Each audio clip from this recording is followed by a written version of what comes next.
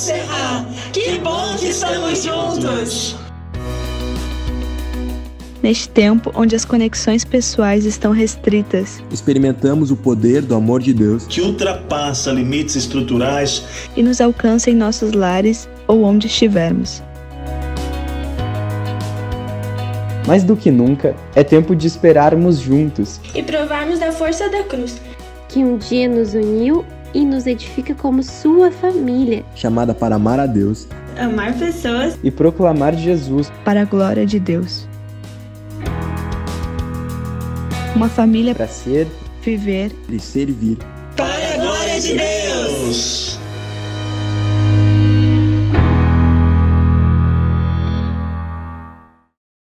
Olá, família Montserrat, que bom que estamos juntos. Sabemos que estar juntos aqui não é bem o que nós gostaríamos de estar vivendo. Nós estamos com muitas saudades dos abraços, das conversas, das risadas presenciais. Ao mesmo tempo em que temos aprendido muito nos últimos meses, temos clamado ao Senhor pelo fim do isolamento, pela cura do vírus e pela possibilidade então de voltar a ser família do jeito que Ele nos fez para ser, relacionais. Cremos que logo vamos estar juntos novamente, não mais somente aqui nessa tela, mas louvando, orando e tomando um mate ou um café à mesa, compartilhando amor, fé e esperança lado a lado, repartindo Jesus no sorriso e nas lágrimas presenciais. Este cenário trouxe a necessidade de muitas adaptações em nossas vidas e muitos, além de enfrentar o vírus na própria pele, sentiram também o impacto em sua saúde emocional e mental. Estamos no mês que nos lembra do drama do suicídio. Em nossos canais e redes sociais temos compartilhado conteúdos e informações sobre o Setembro Amarelo. Que nós estejamos atentos ao que Jesus, através de nós, pode fazer por aqueles que têm sofrido com o isolamento. Estamos vivenciando a série Consagração e Família, e uma das ações são os vários grupos de estudo virtuais que se encontram durante a semana. Você não faz ideia do que eu estou falando? Bem, se você é membro da Montserrat ou é alguém que está nos conhecendo e não faz parte de outra igreja, acesse o nosso site, conheça o vídeo da série e clique no botão Eu Quero para fazer parte dessa série. Você já sabe, mas não custa lembrar, para ficar por dentro da dinâmica da igreja, acesse o aplicativo IBMS. Tudo que é novidade você acompanha pelo aplicativo, o nosso mural de informações da família Montserrat.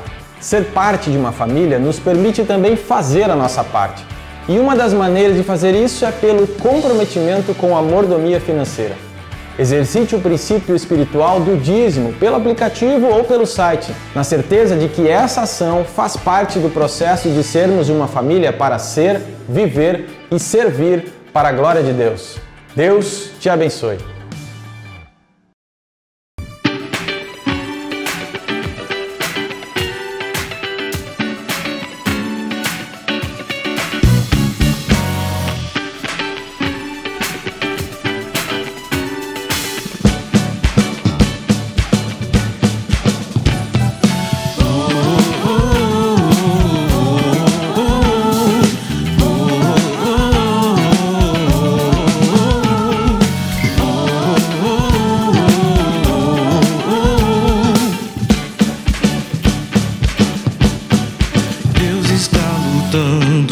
Ele é por nós, Ele triunfou, sim, Ele triunfou.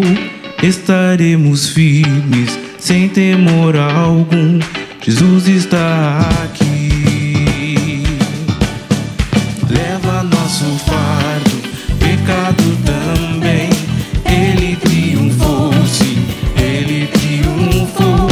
Estaremos firmes, sem temor algum, Jesus está aqui. Viverei, não morrerei, o poder da ressurreição é vivo em mim, sou livre em nome de Jesus.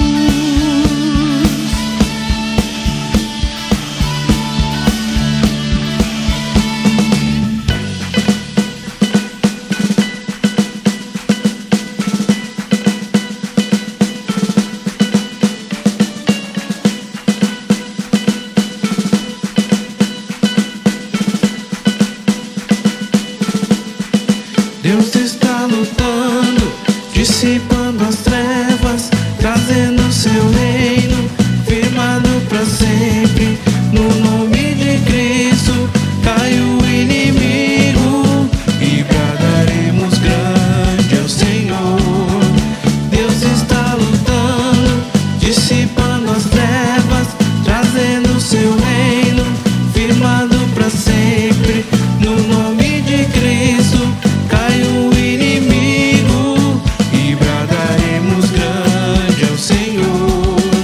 Viverei, não morrerei, o poder da ressurreição é vivo em mim. Sou livre em nome de Jesus. Viverei, viverei, não morrerei, com minha voz exaltarei. Eu sei que sou curado em Deus. Está lutando, dissipando as trevas, trazendo seu reino, firmado pra sempre. No nome de Cristo cai o inimigo e bradaremos grande ao Senhor. Deus está lutando, dissipando as trevas, trazendo seu reino, firmado pra sempre. No nome de Cristo cai o inimigo e bradaremos grande ao Senhor.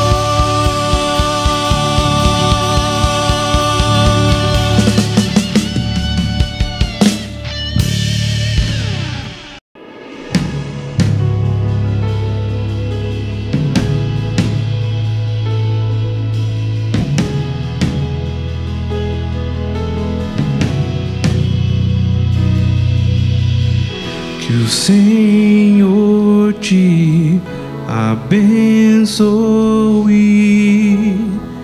e faça brilhar seu rosto em ti, que conceda sua graça e te dê paz.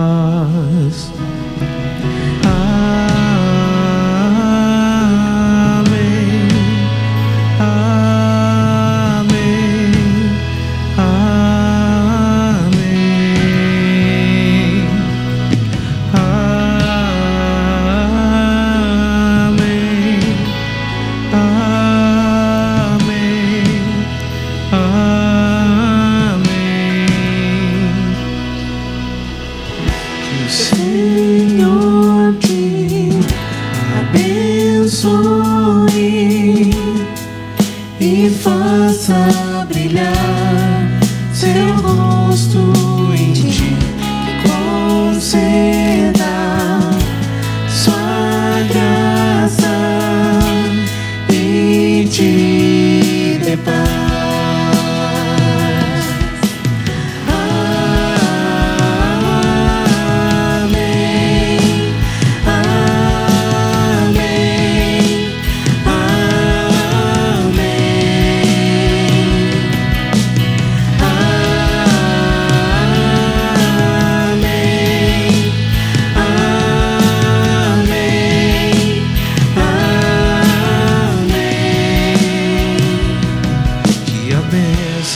Se derrame até 1000 gerações, tua família e teus filhos e os filhos dos teus filhos.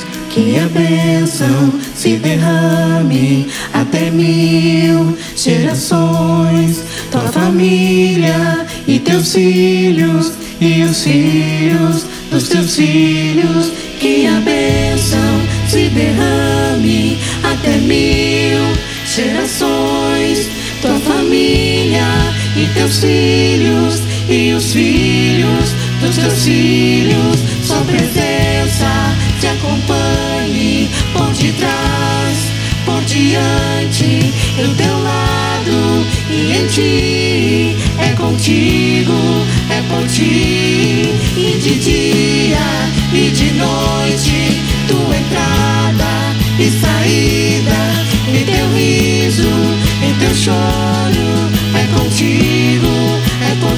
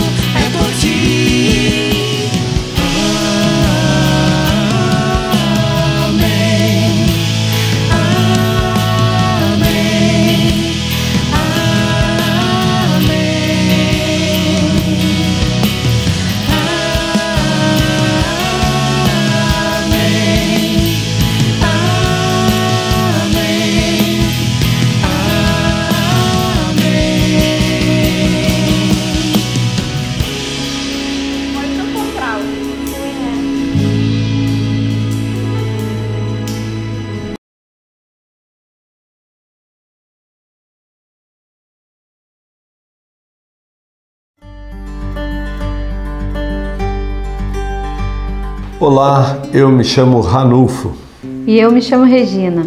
Estamos casados há 19 anos. Somos pais da Sara e do Samuel. Queremos repartir com vocês um pouco da nossa história familiar. Eu nasci e cresci em um lar totalmente desestruturado, filho de um pai alcoólatra e uma mãe muito controladora. Aos meus 7 anos de idade, meu pai abandonou a nossa família e a minha mãe ficou com a responsabilidade de criar 6 filhos. Eu também, assim como Ranulfo, cresci em um lar desestruturado. Meu pai era um homem muito promíscuo e rude no tratamento com os filhos. Minha mãe era super protetora. Meu pai saiu de casa na minha adolescência, deixando minha mãe com 4 filhos. Com 7 anos de idade, eu não entendia a razão do meu pai ter saído de casa. O ambiente da minha família era de muita pobreza, promiscuidade e logo também entrou a criminalidade.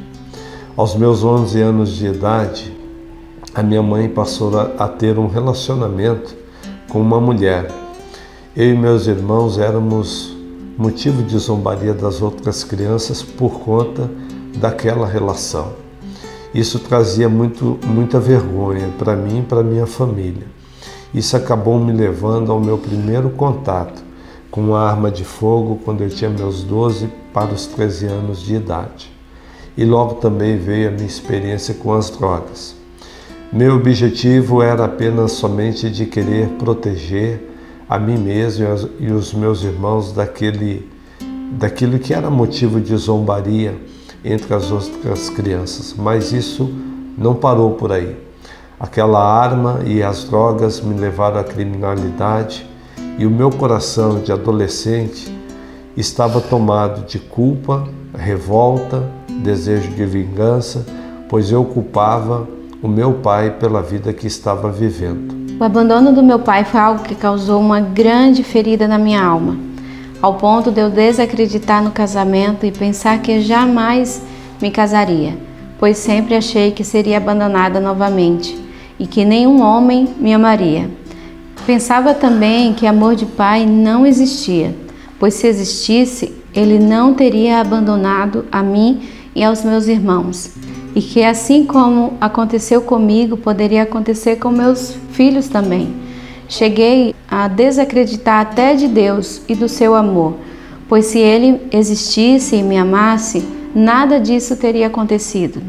Aos meus 15 anos de idade aconteceu algo extraordinário na minha família, que foi a conversão da minha tia Rai, uma mulher totalmente apaixonada por Jesus.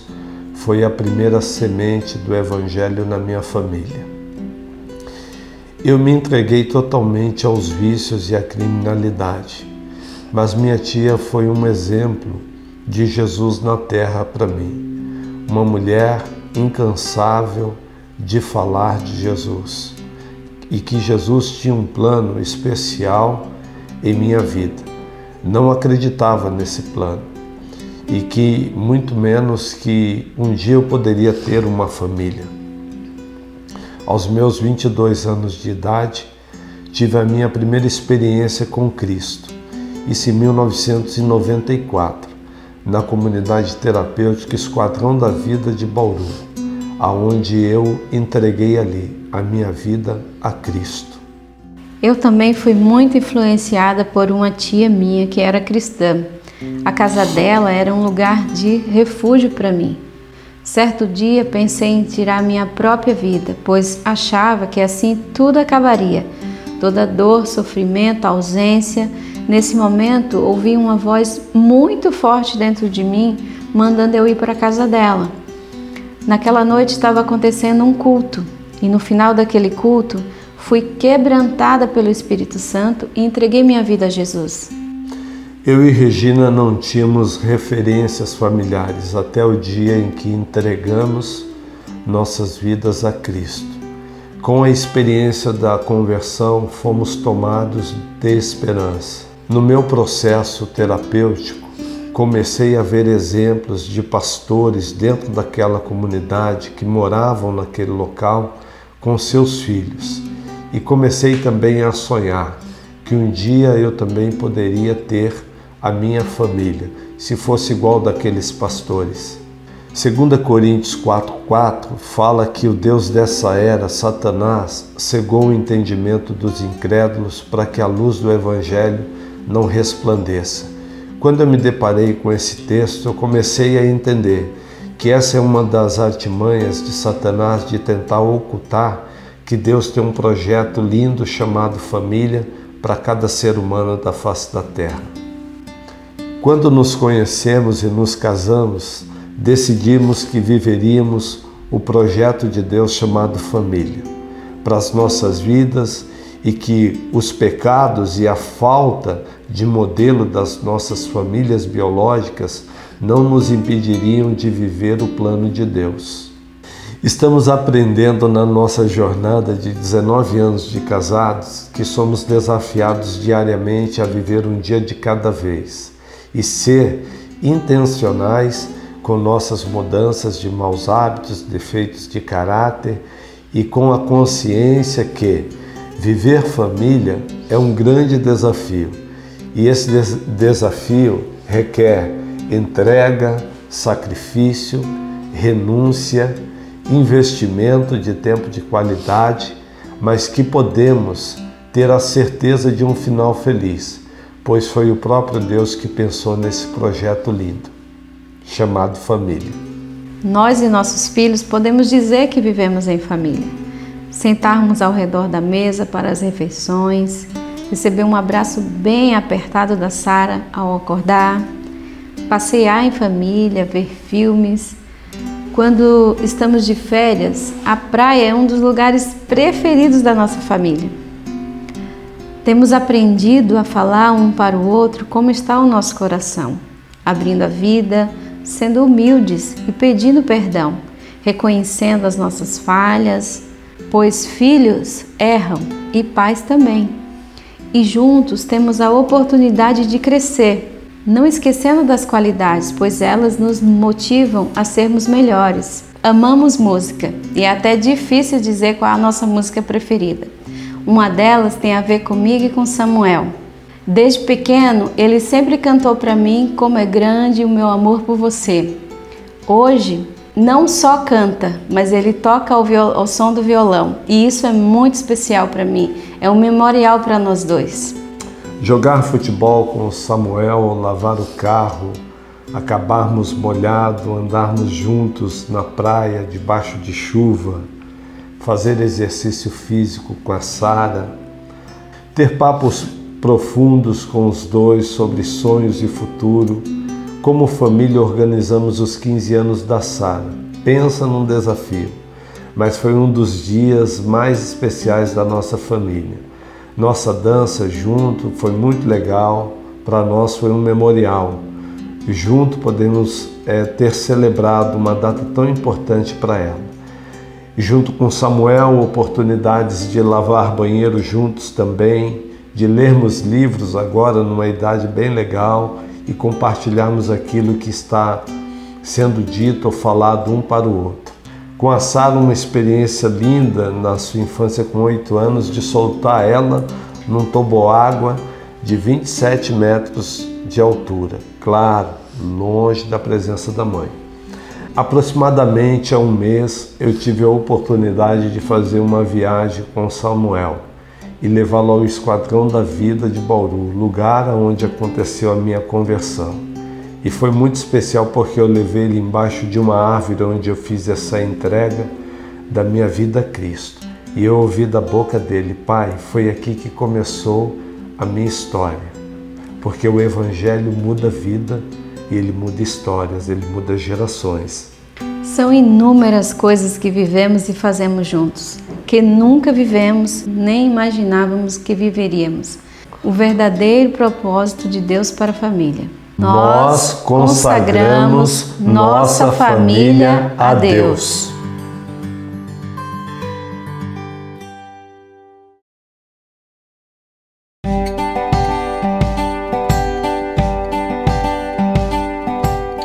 Olá, Igreja Monte Serra, amigos que de tantos lugares se conectam conosco, que Deus te visite aí, que o amor e o poder de Deus se manifeste hoje sobre sua vida e sobre a sua família por meio dessa palavra. Estamos na nossa 4ª mensagem da série Consagração e Família e hoje vamos falar acerca da família como campo de batalha espiritual, ambiente onde Satanás, o inimigo de Deus, tenta atingir, destruir, atuar para ferir os nossos corações. Reconhecemos que quando falamos sobre família na perspectiva divina, já remamos contra a maré, já nos colocamos na contramão do discurso relativo da nossa sociedade. A nossa sociedade que tem sugerido, a falência da família tradicional e o surgimento de genéricos que se manifestam como tentativas, eu diria que absolutamente, sob influências diabólicas, satânicas. E o objetivo é realmente roubar ou destruir o plano original de Deus e burlar a nossa sociedade, apresentando uma espécie de analgésico para destruir um câncer, quando apenas o tratamento de quimioterapia é capaz de trazer os efeitos que o seu corpo necessita para a cura. São novas séries no Netflix e em outros canais de entretenimento tentando o tempo todo manipular, eu diria, desfocar, destruir o projeto de Deus chamado família. Mas nós temos, semana a semana aqui, convidado você a batalhar em prol de colocar no devido lugar da sua vida esse projeto prioritário de Deus. Enquanto a igreja fala de fidelidade, fala de aliança, de unidade, de perdão e restauração, a nossa sociedade fala sobre amor do tipo momentâneo, Amor utilitário, tentando fazer de pessoas especiais e únicas como você, como eu, nada mais do que um objeto usado, descartável para satisfação sexual semanal ou mensal, desprezando e descartando todo tipo de compromisso e respeito. E a gente vai vendo isso ferindo tanta gente, machucando tanta gente. Enquanto a igreja prega a preservação da sexualidade para o casamento, para que a relação seja plena, seja segura, seja consagrada, a nossa sociedade aponta caminhos inconsequentes em nome de um prazer egoísta e, de certa maneira, insaciável. É o que a gente tem se deparado, Nós sabemos que isso é realmente assim contra a correnteza, é ir contra a correnteza. Mas nós cremos, estamos assim muito convictos em paz, que vale a pena batalhar por isso. Morrer para viver, perdoar para seguir em frente, renunciar o eu para que Deus ganhe nas nossas relações familiares. Tudo isso para muitos soa uma incoerência, mas a verdade é que a mesma proporção, queridos, que a nossa sociedade vai tentando fazer descer goela abaixo as suas ideologias doentias, também vai se deteriorando à nossa frente, diante dos nossos olhos. As histórias de destruição estão nos noticiários semanais, diários, tentando invadir a nossa própria casa para fazer estrago nela também.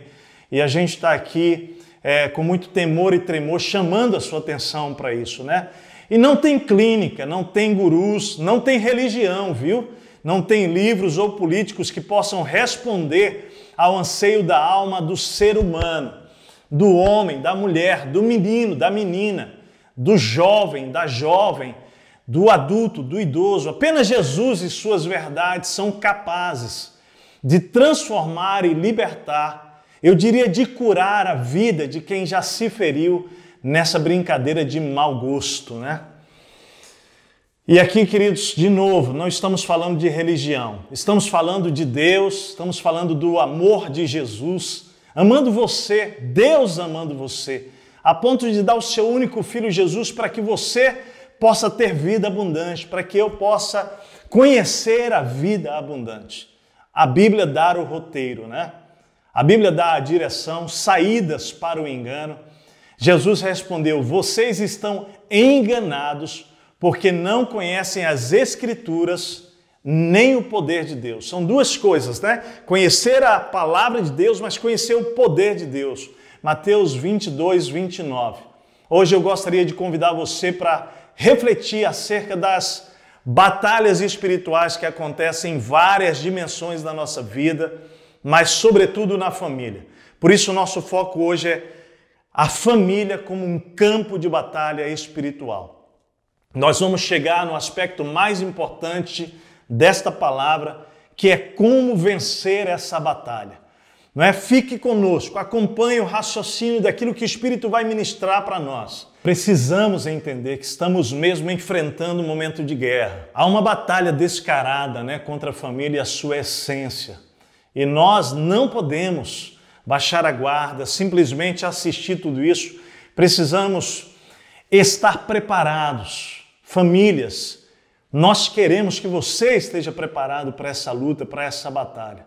Deus é real, Deus revelou-se a nós por sua natureza, né? Por sua criação, está lá em Romanos capítulo 1 dizendo isso, mas Deus revelou-se também por sua palavra, Deus revelou-se por meio de Jesus, que é a imagem visível do Deus invisível, por isso Jesus veio à Terra.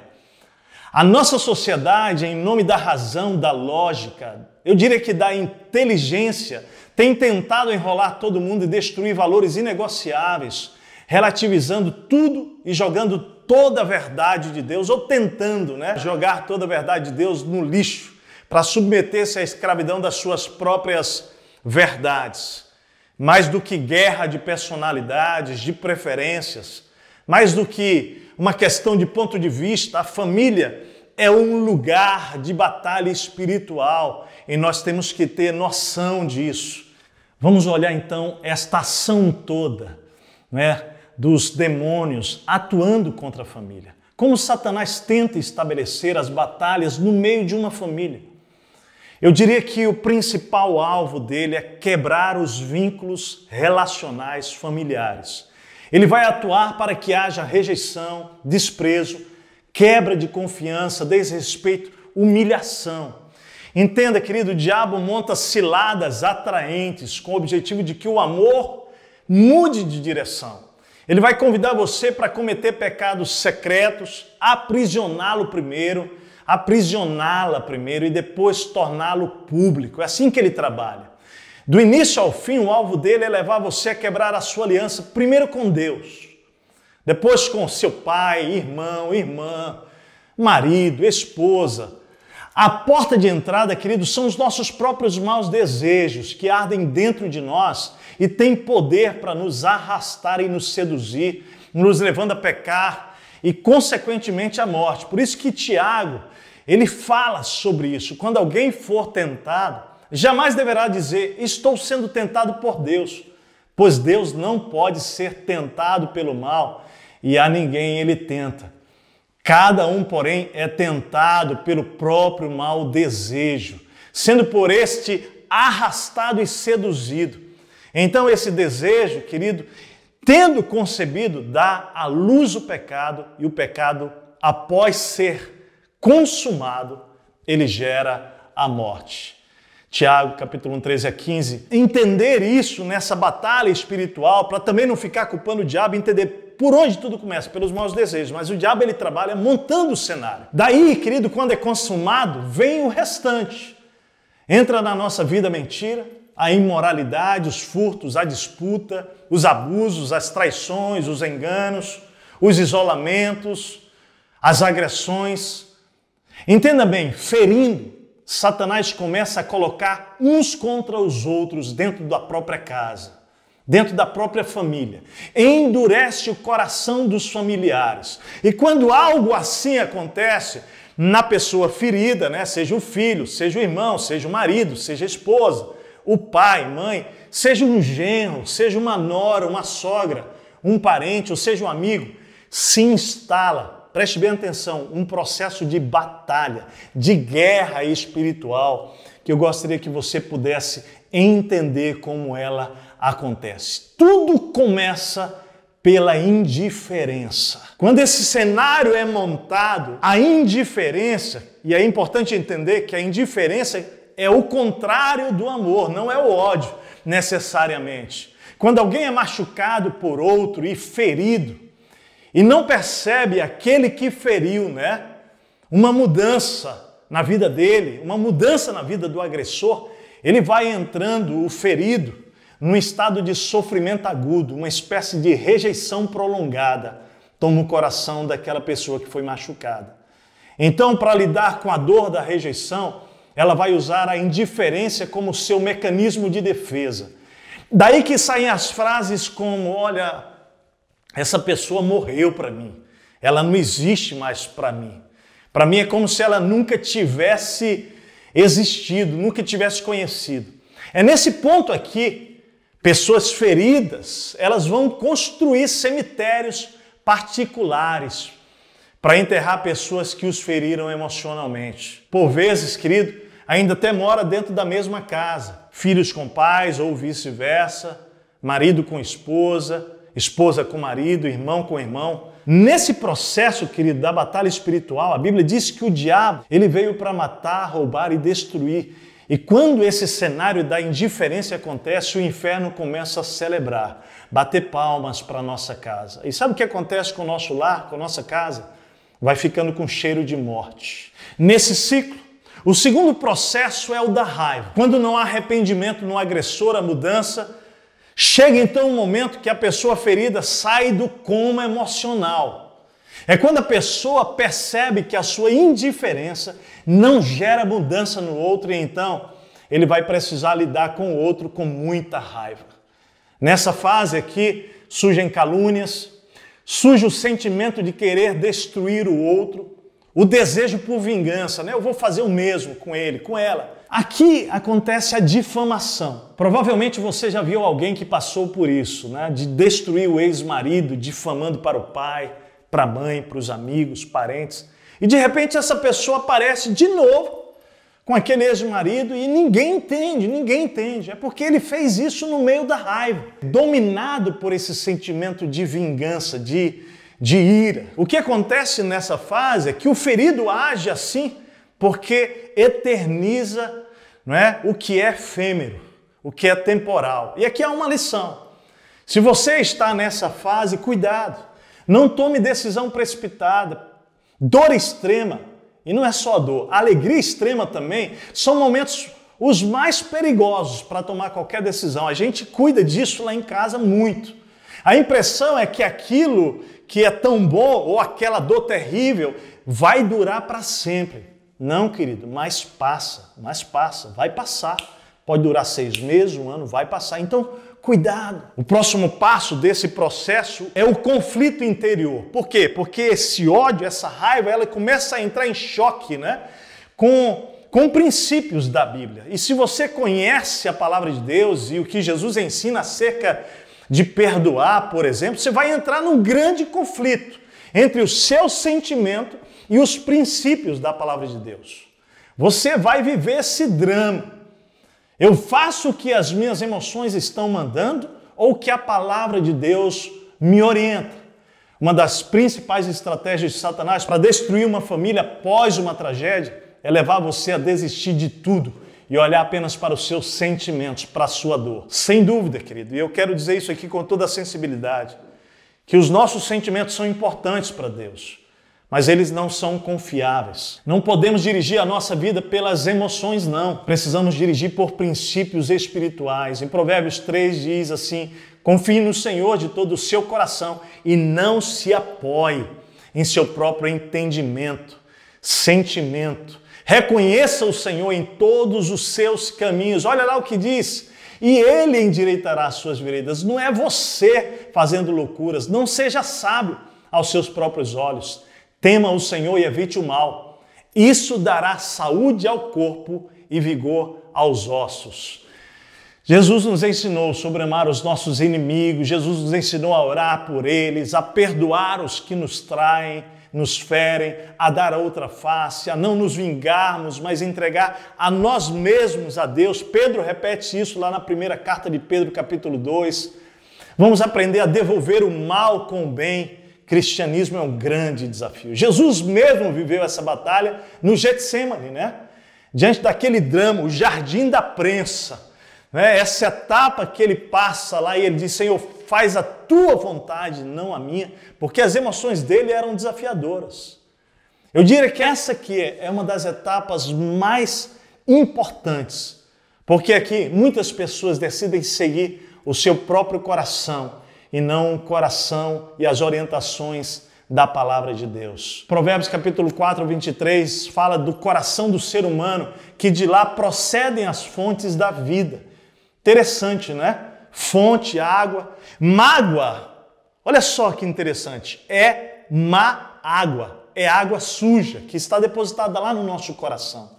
Mágoas são águas podres, paradas, que precisam ser limpas. E a única possibilidade é pelo perdão, não há outro caminho. Por isso que essa batalha, sentimentos versus princípios da palavra de Deus, nos leva finalmente a uma tristeza espiritual. Veja bem que essa tristeza espiritual aqui, que é a nova camada, etapa que você entra, ela é diferente da tristeza relacionada ao segundo ciclo lá, que é a raiva, a vingança. Essa tristeza aqui, ela é o ponto que Deus quer nos levar. Depois da indiferença, depois da raiva, depois do conflito interior entre obedecer o princípio de Deus ou ser guiado pelo sentimento, vem um grito espiritual de socorro. Deus, eu não sei mais o que fazer.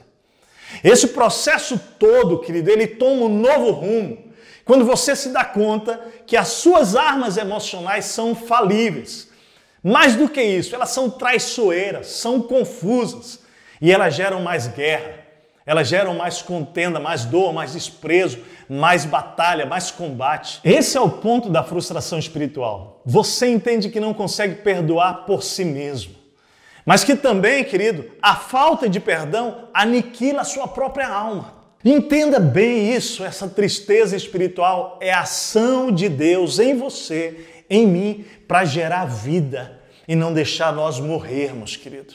Porque esse processo da falta do perdão, ele nos mata emocionalmente. E aí você não consegue, como filho de Deus, fugir dele. Eu não consigo. Você quer endurecer, ficar indiferente, frio, quer vingar-se, mas no meio desse conflito todo, Deus vai gerando em você uma tristeza que é um convite dele para você correr para os seus braços com a sua dor. Ele vai produzir em você uma abertura no seu coração que você agora vai dizer, é impossível, Tércio. Mas ele faz. Olha o que diz, porque a tristeza, segundo Deus, produz arrependimento para a salvação, para a libertação, querido, para a restauração, que a ninguém traz pesar. Olha só, essa obra de Deus não gera peso em você, mas a tristeza do mundo produz morte. 2 Coríntios 7:10. Então entenda, enquanto a tristeza do mundo gera morte, a tristeza do Espírito gera vida. A tristeza do Espírito reconstrói pontes com pessoas que jamais pensei que reconstruiria novamente. Você diz assim, mas aquela pessoa disse que nunca mais, eu já tinha sepultado. Deus ressuscita vínculos, relacionamentos, famílias. A tristeza do Espírito mata o ego, querido, produz empatia, misericórdia, olha de novo para o outro com graça. E aqui, bem aqui nesse processo, você começa a orar pela pessoa que feriu você e aos poucos você conseguirá ver o outro com os olhos de Deus novamente. Como Estevão e como Jesus declararam, né?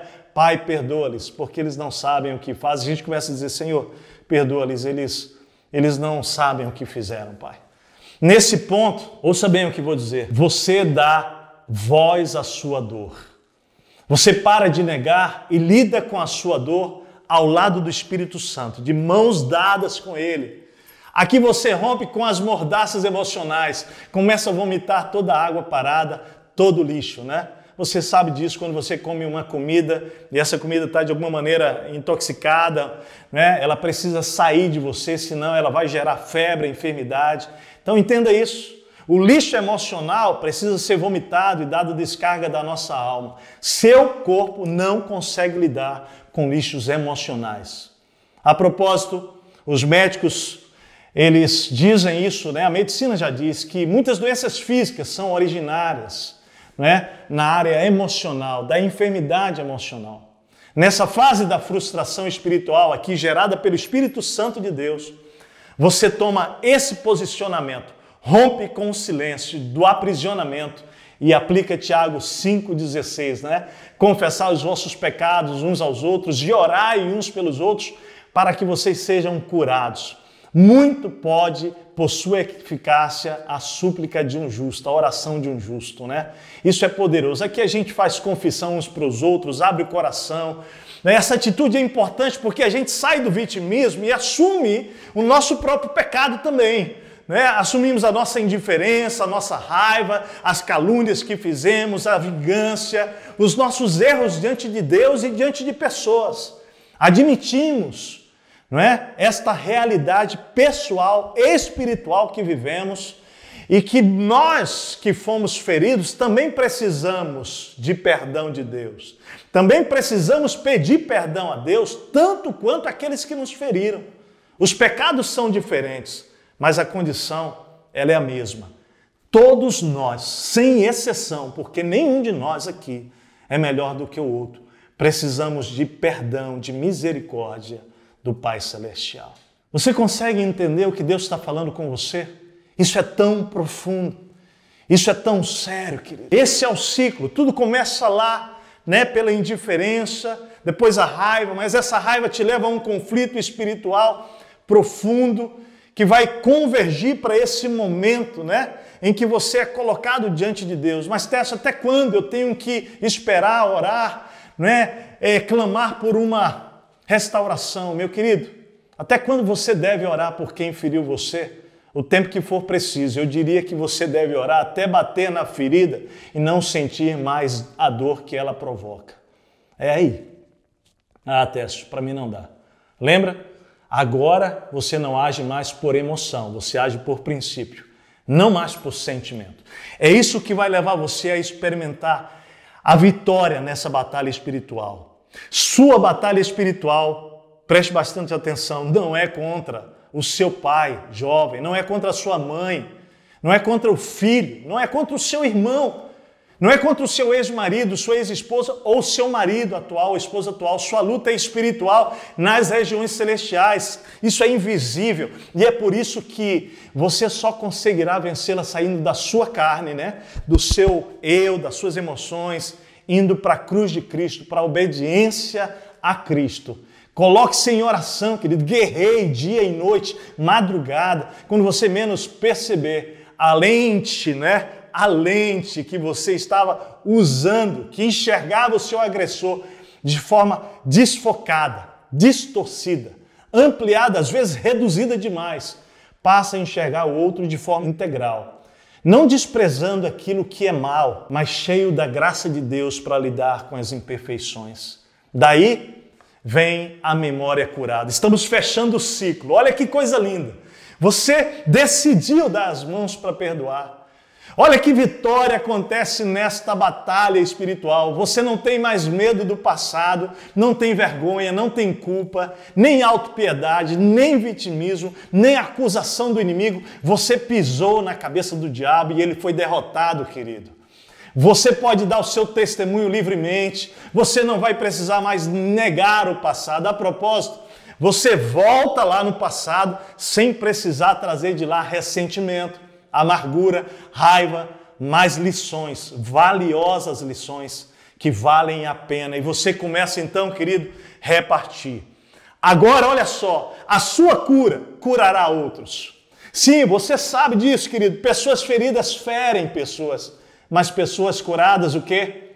Curam pessoas. Eu creio que hoje mesmo Deus está chamando pessoas que vão sair dos seus cemitérios emocionais para se tornarem agentes de cura, de perdão, de graça sobre a vida de pessoas. Nesse momento da sua jornada, de ressentido, querido, você passa a ser um abençoador. De magoado, sua vida se torna agora uma fonte de água viva para amar novamente todo tipo de pessoas, querido. Isso é poderoso. Creia, Deus transforma as nossas maiores dores em ministérios para curar outros. Você conhece muitas histórias. Deus fez isso com Jesus. Deus deseja fazer o mesmo em você. em mim. Em Filipenses capítulo 5, que durante os dias de Jesus na terra, Jesus ofereceu orações e súplicas em alta voz e com lágrimas. Olha lá como Jesus sofreu. Ele orou àquele era o Pai, que o podia salvar da morte, sendo ouvido por causa da sua reverente submissão, obediência. A cura vem pela obediência. Embora sendo filho, ele aprendeu a obedecer por meio daquilo que sofreu. E uma vez aperfeiçoado, Jesus se tornou a fonte da salvação eterna para todos os que lhe obedecem. Que lindo, né? Observe isso. Ele se tornou a fonte da salvação, porque ele aprendeu a obedecer por meio daquilo que ele sofreu. É isso que Deus quer fazer comigo, é isso que Deus quer fazer com você. Ele nos chama para essa jornada de restauração, onde pela obediência seremos canais de cura, porque seremos curados, querido. Jesus viveu por princípios e não por emoções. Você consegue perceber isso nesse texto? Jesus deseja tornar você e eu pessoas para abençoar muitas outras pessoas. Pessoas que olharão para você e para mim, nossos amigos, nossos filhos, nossa descendência, e terão esperança de salvação, porque você e eu não desistimos. Por último, a última fase desse processo da vitória diante da batalha espiritual é poderoso. Preste bem atenção, é o bom humor. Mas teste o bom humor? Sim. Por quê? Porque o bom humor é a menor distância entre duas pessoas. Nessa fase aqui, a gente ganha o melhor colchão do mundo, gente. Dormir com a consciência limpa. Dormir tranquilo. Nesse ponto, a pessoa ganhou de volta a dignidade. Ele não precisa mais fugir, se esconder ou atravessar a rua para não se encontrar, com aquela pessoa que vem na sua direção, melhor dizendo, e nem sentar na outra fila de cadeira da igreja ou vir em outro horário de culto para não se encontrar com o irmão ou a irmã que lhe feriu. Não, nós somos livres. Pode imaginar? Isso é poderoso. Você não precisa mais andar de cabeça baixa ou encurvado. Uma pessoa encurvada perde visão, perde missão, perde propósito, anda em círculo, Você agora é sal, é luz do mundo. Você vai deixar legado de amor, você vai deixar legado de perdão, reconciliação para os seus parentes, para os seus filhos, irmãos, amigos. E agora, querido, porque você tem a autoridade de quem viveu o processo, não de quem conhece o processo, mas de quem se permitiu viver no poder de Deus e experimentou a graça. Você vai colher o que você plantou. A propósito, lembre-se bem, A semeadura, ela é opcional, mas a colheita, ela é obrigatória. Você não escolhe. Por isso que nós perdoamos e nós vamos então ser perdoados. Nós oferecemos graças e recebemos graça. Nos tornamos, sim, doadores dela aos que nos cercam. Deus tem isso para você, Deus tem isso para mim. Você quer isso? Você deseja isso? O que Deus falou com você? O que você vai fazer a respeito? Consagração e família. Deus está nos chamando para essa poderosa experiência. Colocar, sim, a família no devido lugar na sua vida. Pense agora, preste bastante atenção. Na sua casa, é o que nós aprendemos hoje. Há seres espirituais trabalhando para afastar você da sua mulher e você, mulher, do seu marido. Querendo fazer o amor parar entre vocês. Então, se você entende isso, Jovem, você hoje ouviu isso. Homem, mulher, solteiro, solteira, divorciada, viúvo, viúva. O pecado jaz atrás da porta tentando conquistar você, mas cabe a você dominá-lo. Isso serve também para os casados. Na sua casa hoje há seres espirituais tentando afastar os seus filhos de vocês pais e vocês pais dos seus filhos. É isso que a gente precisa sair hoje daqui entendendo. Espíritos malignos trabalham para destruir o nosso lar, sim. Então, filhos, abram os olhos, porque entidades espirituais estão tentando colocar coisa na sua cabeça contra o seu pai, incitar rebelião no seu coração contra os pais que tanto amam você. Casais, conversem, abram suas necessidades, façam pela palavra de Deus e Deus vai livrá-los das armadilhas e tentações e vocês desfrutarão do que o Pai planejou. O que fazer então, Técio? Eu quero. Eu desejo isso. Bom, então vamos terminar esse nosso tempo dizendo o seguinte: dê voz à sua dor, hoje mesmo, né? Denuncie, peça perdão, perdoe, não fique mais em silêncio. Denuncie as obras do diabo, denuncie as suas más obras, se for o caso. Denuncie as vozes que estão lhe chamando, né? Para deixar para trás tudo e viver para você mesmo, né? Abandonar sua família, abandonar as pessoas que te amaram, que se doaram por você. Discina, querido, e denuncie a voz de Satanás, a voz de Deus e a sua própria voz. Eu concluo com uma pergunta. Olha só.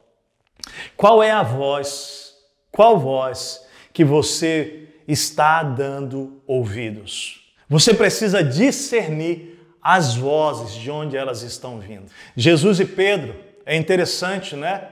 Essa ilustração vai nos ajudar a concluir esta jornada aqui. Na jornada de Jesus com Pedro, ele discerne 3 vozes influenciando Pedro. Primeiro, quando Jesus perguntou para ele: e vocês? Quem vocês dizem que eu sou?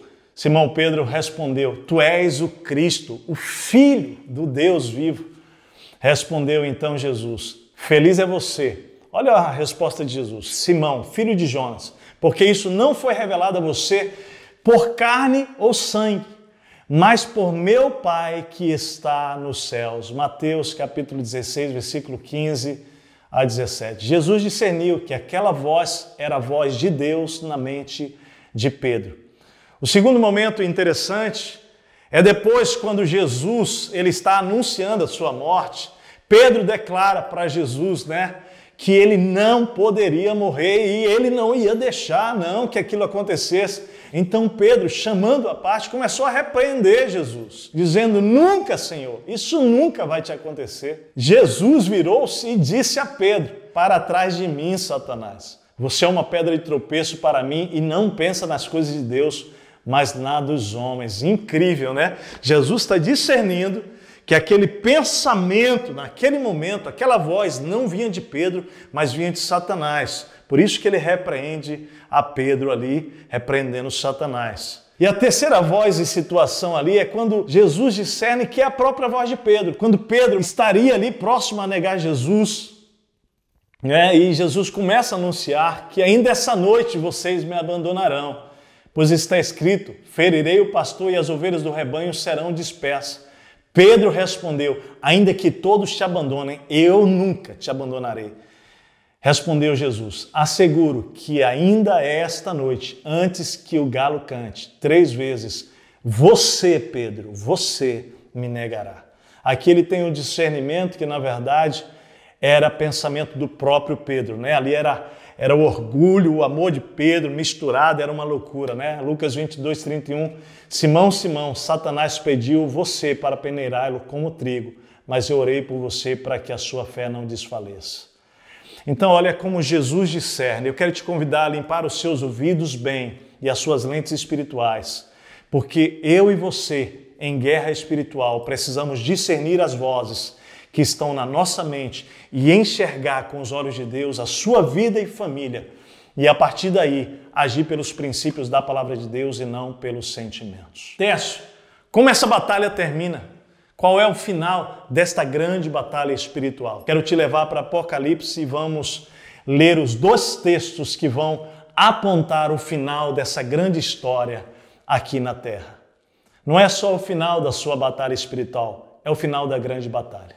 Quando terminarem os 1000 anos, Satanás será solto da sua prisão e sairá para enganar as nações que estão nos 4 cantos da terra, Gog e Magog, a fim de reuni-las para a batalha. Seu número é como a areia do mar. As nações marcharam por toda a superfície da terra e cercaram o acampamento dos santos, a cidade amada. Mas um fogo desceu do céu e as devorou. O diabo que as enganava foi lançado no lago de fogo que arde com enxofre, onde já haviam sido lançados a besta e o falso profeta. Eles serão atormentados dia e noite para todo o sempre. Aleluia, glória a Deus. Esse é o final dessa batalha.